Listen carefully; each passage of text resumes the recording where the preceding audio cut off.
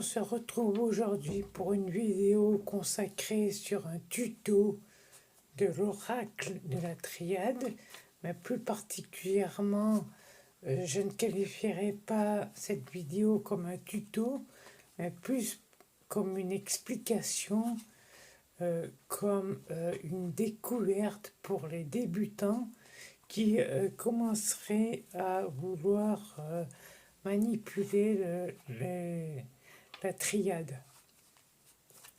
Alors, nous allons commencer par dire que la triade serait plus un jeu de cartes consacré, bien évidemment, à ce qu'on va appeler la voyance. Ça peut peut-être être utilisé pour la médiumnité, quoique la médiumnité, ce sera peut-être plus des oracles à caractère de tirage à carte unique dans un jeu spécifique et dans un monde plus, on va dire, divin. L'oracle de la triade, c'est vraiment utilisé pour les voyants. Les cartomanciens le connaissent très bien. Cet oracle est très connu d'ailleurs, mais pour les débutants et pour ceux qui débutent la voyance ou tout autre type de jeu de cartes, de tirage, peut-être que certains d'entre vous ne connaissent pas cet oracle. Alors, évidemment, ceux qui connaissent ce jeu de cartes, bien sûr, sauront comment faire les tirages, bien entendu. Donc, cette vidéo s'adresse plus à ceux qui ne connaissent pas cet oracle ou ceux qui débutent, comme je l'ai précisé. Alors, à savoir que déjà sur la boîte, c'est bien spécifique, hein. On a d'ailleurs l'œil d'Horus, d'ailleurs 2 yeux d'Horus, qui est bien symbolisé par la glande pinéale pour les connaisseurs, et on sait que la glande pinéale est un petit peu le centre de tous les les capacités extrasensorielles. Et en l'occurrence ici, la clairvoyance et voilà, la voyance. Donc ce serait plus comme tout autre type d'oracle, hein, après tout, ce serait plus un support pour confirmer ce que le consultant exprime à celui qui vient le consulter ou à celle qui vient le consulter. Donc voilà pour ce qui concerne cette petite introduction. Maintenant, on va passer peut-être au cœur de la vidéo en vous présentant bien évidemment ce jeu de cartes qui est très bien illustré d'ailleurs, qui est illustré par l'auteur lui-même, hein, si je dis pas de bêtises. Bon, peut-être que les connaisseurs me reprendront, mais voilà. Alors, il y a un petit livret dans le jeu de cartes, qui est d'ailleurs séparé en deux. Séparé en deux, pourquoi? Parce qu'il y a une partie à l'envers qui est écrite en anglais, hein, spécifiquement en anglais, et de l'autre côté, donc qui est traduite en français. Donc voilà, au début, donc on vous explique les différentes formes de tirage, et il en ressort bien évidemment 3, puisque le 3 est le symbole de la triade, hein, et le symbole même de la trinité, de la triade, et tout ce qu'on connaît avec. Donc il est donc logique que l'auteur propose 3 sortes de tirages bien spécifiques, nous allons le voir, puisque le premier le premier de ces 3 tirages, c'est le tirage en triangle, qui serait plus approprié à des questions du type, on va dire, général, de type sur la société, sur les événements qui peuvent se passer, mais c'est plus un caractère, on va dire, global, si on n'a pas trop de questions précises, ou si ce sera peut-être une question sur un environnement autre que soi-même.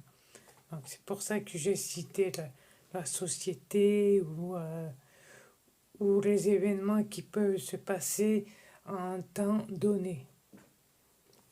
Voilà, donc nous avons, donc ici je vous fais voir, pour vous ce sera un miroir bien entendu, donc je sais pas, peut-être comme ça vous le verrez peut-être mieux.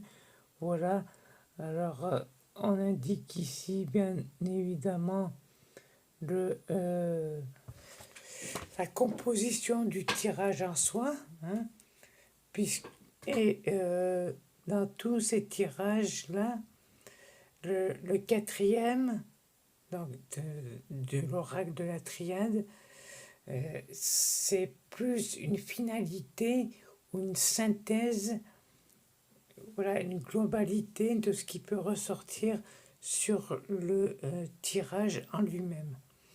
Alors, le deuxième tirage qui est proposé, c'est bien évidemment le tirage de la triade, donc, qui est composé de 3 lignes de 4 cartes, donc ce qui compose 12 cartes. Et je dirais que là, ce serait un tirage, donc tout type de tirage qu'on peut souhaiter, mais beaucoup plus précis, parce que nous allons mettre un par un sur la même rangée. Nous allons mettre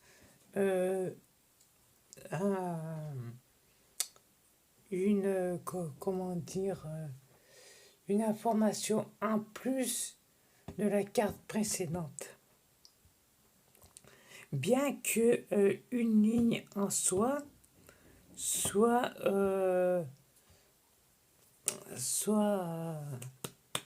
rattachée, hein. Par exemple, la première ligne, à savoir les cartes 1, 2, 3, donc je vous fais voir ce tirage, donc la ligne 1, 2, 3, donc ce groupe de cartes est donc spécialisé et représenter ce qui touche de près le consultant, donc la personne qui vient vous voir. Si vous êtes thérapeute, bien évidemment, si vous êtes le voyant, hein. Donc ça touche particulièrement la personne qui vient vous voir, hein. Que ce soit sur un plan matériel ou spirituel, cela dépend aussi de la question ou du problème qui est énoncé par le consultant. Les 3 autres cartes au-dessus, donc 4, 5, 6, au-dessus, je ne vais pas vous refaire voir à chaque fois, puissent représenter l'entourage, les événements extérieurs donc de la personne qui vient vous voir, et sur lesquels il n'a pas prise. Donc je dirais, on va pas faire les autres, hein. Si vous voulez que je vous énumère les autres, vous me dites en commentaire, n'hésitez pas. Mais on va dire que ce tirage de la triade, donc le deuxième tirage qui est proposé et qui peut être fait pour le consultant, est donc plus approfondi, on va dire. Ce sera beaucoup plus recherché et on peut mieux travailler sur ce tirage-là que pour le premier qui est plus global. Et le troisième, qui est un tirage traditionnel en croix, hein, tirage traditionnel puisqu'il est pratiqué sur tous les oracles. Tous les oracles constituent ce tirage en croix qui est le plus universel, ma foi, et qui est plus porté pour une question précise. Voilà, une question personnelle du consultant précise. Voilà, donc ce tirage en croix, bien sûr, qui est fait comme ça, hein, et la carte du milieu, la numéro 5, qui constituera bien évidemment la synthèse du tirage avec les cartes du côté qui tireront le côté positif et négatif du tirage par rapport à la question et votre état actuel, votre état émotionnel du moment. Bon, cela reste que on va dire que de la supposition, qu'un support. Ensuite, il est bien évidemment que le consultant tiendra profit et retirera ce qu'il veut de cette consultation pour bien évidemment qu'il reste l'être maître de lui-même et qu'il repart avec bien évidemment ce qu'on appelle le libre arbitre. Alors, pour l'interprétation des cartes, l'auteur a très bien fait ce petit livret et ce jeu, puisqu'il a eu, il donne l'opportunité justement à ce que chaque carte, eh bien chaque carte correspond à bien sûr un thème qu'il a choisi. Et dans chaque thème, il a énuméré que des mots-clés. C'est-à-dire que dans d'autres oracles, il y aura une phrase type, une phrase clé, une phrase magique, alors que cet auteur-là, qui est donc Dominique Duplat, je ne sais pas de quel pays il est. Enfin, bref, c'est pas la question. La question, c'est qu'il donne l'opportunité à ce qu'il y ait des mots-clés sur les différentes cartes tirées. Ce qui donne l'opportunité, je me répète, oui, je sais, mais enfin bon. Je trouve pas d'autres mots pour le moment. Peut-être que je peux en trouver là. Mais il donne le choix aux praticiens de pouvoir mettre d'autres mots par rapport à ce qu'il a tiré et qui conviendrait mieux au consultant. Donc voilà l'aspect de cette interprétation. Alors chacun interprète à sa façon, bien évidemment, mais je dirais que cet oracle de la triade est vraiment un jeu qui est ouvert aux débutants déjà et qui est très utilisé par la plupart des personnes.